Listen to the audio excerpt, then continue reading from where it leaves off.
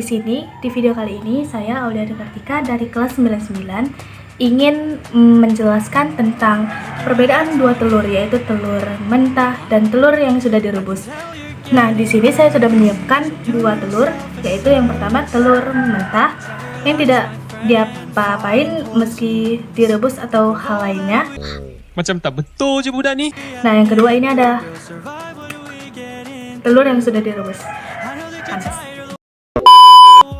Nah, untuk langkah pertama, kita akan memotong bagian depan untuk telur mentah.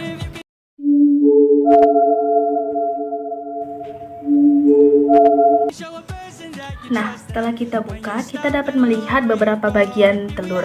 Pada dari samping, kita dapat melihat bagian telur yang berupa cangkang telur. Cangkang telur ini, dia berfungsi sebagai pelindung dari bagian-bagian telur lainnya. Setelah kita lihat dari atas, kita dapat melihat beberapa bagian lainnya. Nah, setelah cangkang telur, di lapisan kedua kita dapat melihat membran luar.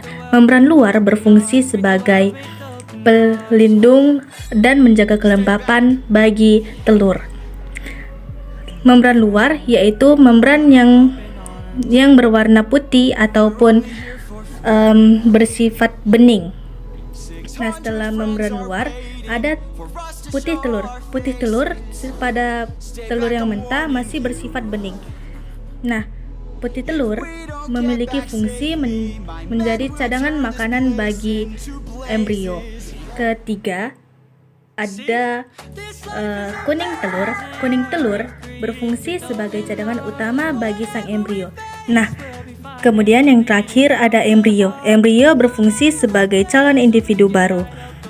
Nah, selanjutnya kita akan melakukan percobaan pada telur mentah yang akan diletakkan di dalam suatu wadah.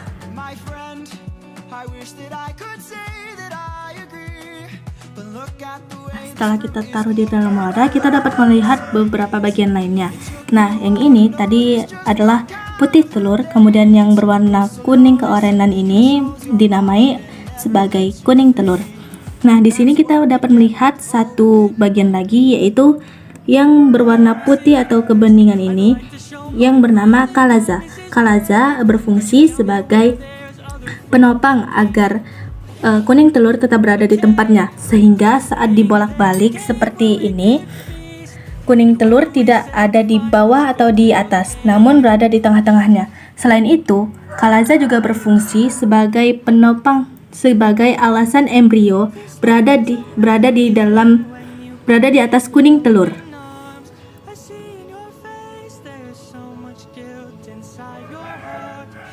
Di sini dapat terlihat, tidak terlihat di kamera. Oke, nggak apa-apa.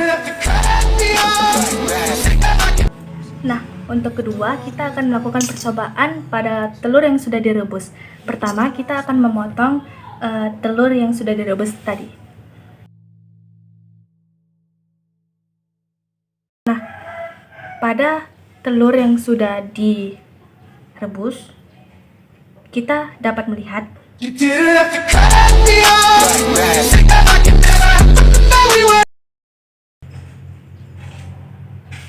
kok penuh?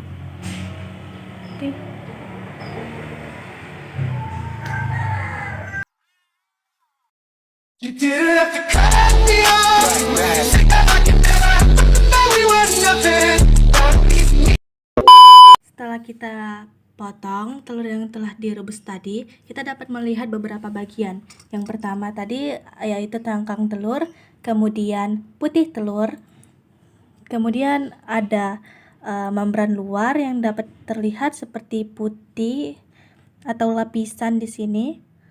Kalian dapat melihat kalau misalnya ada perbedaan antara dua putih di bagian sini. Nah, kemudian yang ketiga ada kuning telur. Nah, kemudian saat kita buka lagi, kita dapat melihat vitelin, membran vitelin. Membran vitelin berfungsi agar putih telur dan kuning telur tidak bisa menyatu. Nah, di sini kita dapat melihat membran vitelin, yaitu berwarna kekuningan yang kehijauan ini. Nah, membran vitelin seperti yang saya bilang tadi, yaitu untuk memisahkan kuning telur dan putih telur agar tidak tercampur. Nah, begitulah hasil percobaan tadi. Sebenarnya ada satu bagian telur lagi yang tidak ada pada telur yang telah saya menjadikan percobaan, yaitu adalah rongga udara. Rongga udara yaitu sebagai penyediaan oksigen dan karbon dioksida bagi calon embrio nantinya. Namun, ada beberapa telur yang tidak memiliki rongga udara, yaitu telur yang tidak subur atau mandul. Nah, seperti yang saya periksa tadi, di sini setelah saya buka tadi tidak memiliki rongga udara. Rongga udara biasanya berada di bawah telur. Nah, saya pikir itu saja yang bisa saya sampaikan. Nah, apabila saya memiliki kesalahan dalam melakukan percobaan tadi, saya mohon maaf. Saya akhiri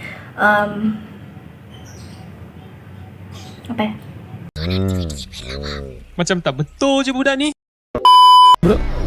Absolute cinema.